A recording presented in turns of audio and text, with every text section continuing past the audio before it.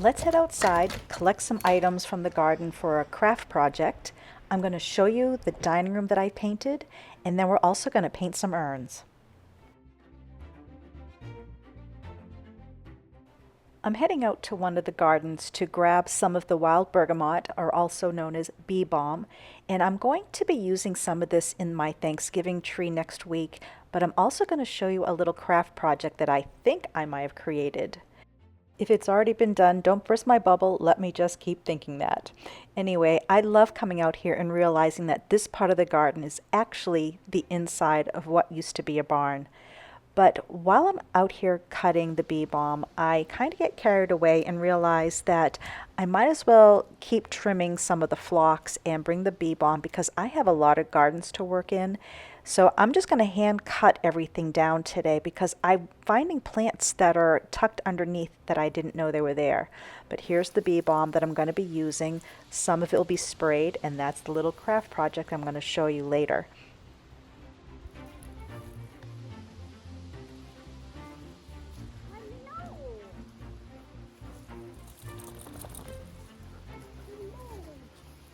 I'm going to head over and grab my cart, but I just have to see if there's any more plants here that I want to cut for the Thanksgiving tree or a arrangement, but didn't find anything. I'm going to actually do this whole grouping here. Once again, I'm trimming it down by hand because I want to see if there's other plants down below that might be coming up in the spring that I just don't know about.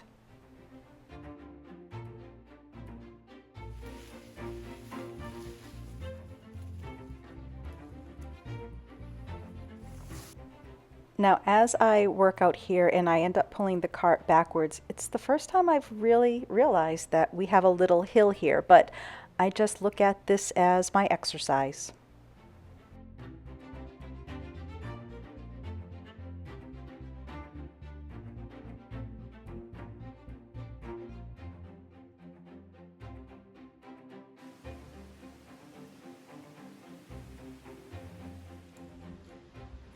I'm just going to bring this cart full to the compost pile, and then I'm going to head out front and get rid of some of the really gross pumpkins, and I'm going to paint some urns.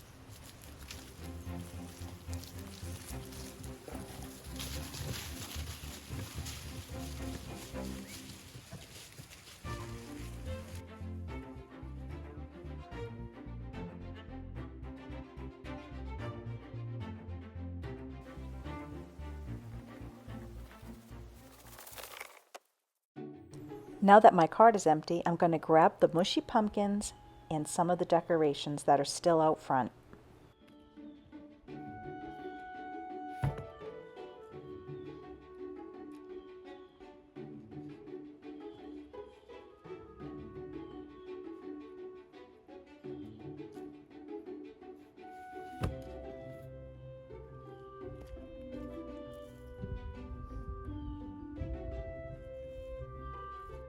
I also need to clean up some of the mums. I had a few in the back there that just didn't make it. I don't know if it was the frost or the fact that I may have forgotten to water those few.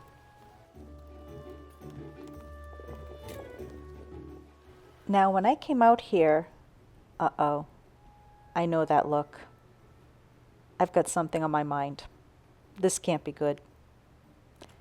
You know, I'm going to paint the urns. Now, I knew at one time I was going to paint these, just like I painted my other urns that we had at Groton, and they're now at our side door, but I didn't think I'd be doing it this soon into the season. So the next morning, this happened.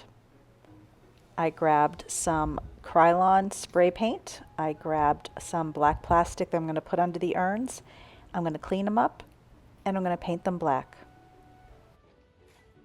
Now, if these urns had a lot of rust on them, I'd be using a wire brush, but I'm actually just using a soft brush to get rid of some sand and dirt that was on them from rain kicking back and getting it from this little front walkway here. And then I'm just going to put some plastic down to prevent the spray from going onto the stones. I'm just putting some bricks on the plastic so it doesn't blow back onto the urn once it's wet. I'm making sure to shake the paint really well. and I'm using a semi-gloss. I have other black painted urns and I always like the look of the semi-gloss versus flat or shiny. And if you didn't notice, I'm using a little plastic bag over my hand to prevent paint from getting onto my fingers. I could have went to look for my rubber gloves, but that would have been too logical. And then I repeated the process on the other urn. I just tucked a rag that I had on hand under that, and I'm going to let them dry now. Now I haven't decorated them yet, but let's go take a look. Now these particular urns have soil in them, so I'm actually going to put some twigs and evergreen in them soon, because with the cold weather that we've been having, the soil will freeze and I won't be able to get the twigs or evergreens in. Getting them out, that's another story. Now here's a really simple craft project that you could do for yourself or with little ones. Do you remember the bee balm pods? Oh, say that 10 times fast. Do you remember the bee balm pods that I collected for either the Thanksgiving tree or an arrangement? Well, I'm going to put some aside because I actually went out to collect acorns the other day for the Thanksgiving tree. I couldn't find any that the squirrels didn't already eat. So I started to think, if I just grab the caps and then take some of the pods and glue them together, I'd have my own acorns, right? And then I can either spray them with a bronze or a gold, and I don't know how I'm going to use them. I really don't, but this was just one of my inner child moments that I just wanted to have a little craft project and sat down and I put a few together, and I thought I would share this with you. All I'm doing is taking some white craft glue that will dry clear, putting it right on the inside of the cap there and lightly pressing in the pod. And once it's dry, like I said, I can put a little string at the top, maybe a ribbon. I can paint them, leave them as is. Who knows what I'm going to do with these? I sure don't, but I'll let you know once I do.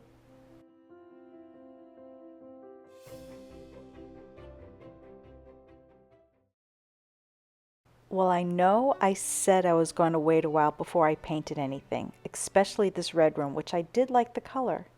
But I did end up painting this red room white. Simply White by Benjamin Moore. Now, for those of you who are new to the channel and you don't know me, I tend to jump into projects sometimes 2 feet first and think about it later. Just like this. I had a quart of this paint, the Simply White, and I started painting. And what I'm doing here is I feathered the edge so that now when I go get another can, I won't have a stopping line or something that doesn't flow evenly. So I just wanted to show that if you start a project and you have to stop for some reason, just feather your edges. And when I was cleaning the Groton house out, I decided to keep the shower curtain liner for projects just like this. It makes a perfect drop cloth, and I was able to use it again. Oh, and I want to show you something. Ben got me a metal detector and a handheld metal detector for my birthday. Does he know me or what? And we've already been outside having fun with it. But back to painting the room. So what I'm doing first is I'm going to go around and I'm edging everything. And then I will go back in and fill. Now, some of you had asked on a previous video, or maybe it was Instagram, I'm already drawing a blank of when it was, how many coats did this take? Well, since I didn't use a primer over the red, it did take me 3 coats, but it went fairly quickly. Now, I'm a do as I say, not as I do kind of gal. When you're painting, you might want to put drop cloths everywhere and cover everything. Do I do that? I don't. Now, of course, if I'm painting a ceiling, I will. Now, this part of the video is impromptu. I grabbed my phone real fast to show you the room. I have a girlfriend coming over. She's actually bringing a salad, so I set the table real quick before she showed up, but I just wanted to give you an overview of the room. I really like how it came out. Now, the trim is the same color as it was before, and I liked the contrast. And here is the rosebud wreath that I made last year, maybe 2 years ago.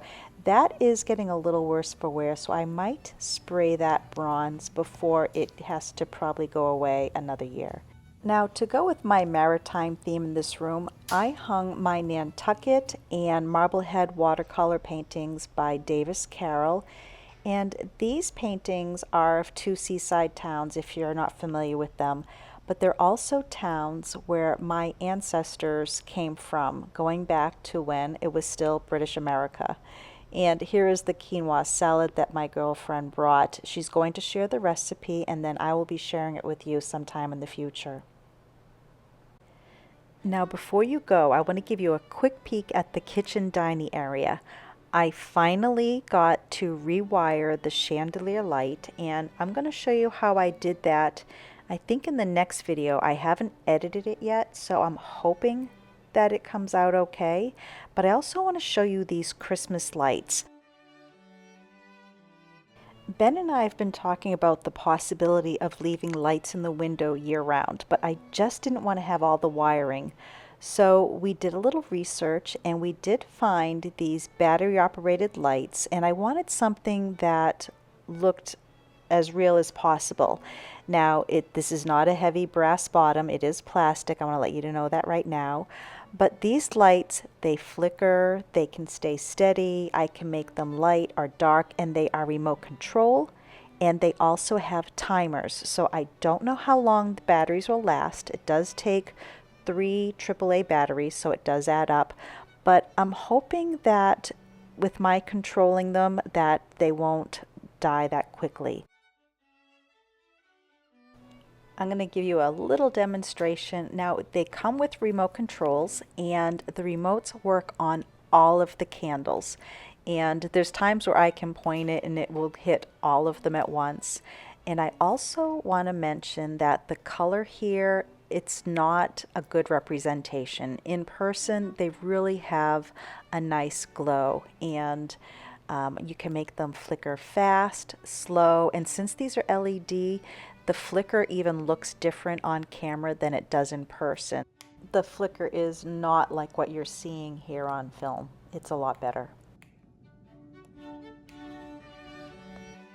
If you are looking for something like this, they come in boxes of 9, and I'm already forgetting the price of them, honestly, but once again, I'm going to put the link below just in case you're looking for something like this. I don't know if they're going to be available, because we did end up buying 2 more packs just in case one breaks, or if they get knocked out of the window, or if one's faulty.